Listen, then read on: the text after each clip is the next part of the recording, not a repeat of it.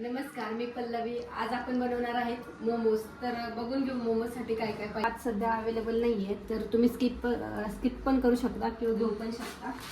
आणि मैदा घेऊया आणि किसण्यासाठी किसणी, मिरी पूड घेऊया मसाल्यांमध्ये.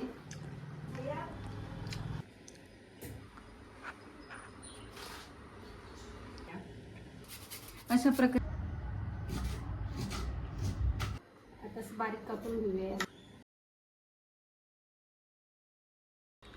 आता कॉर्न आपले झालेले आहे आणि आपण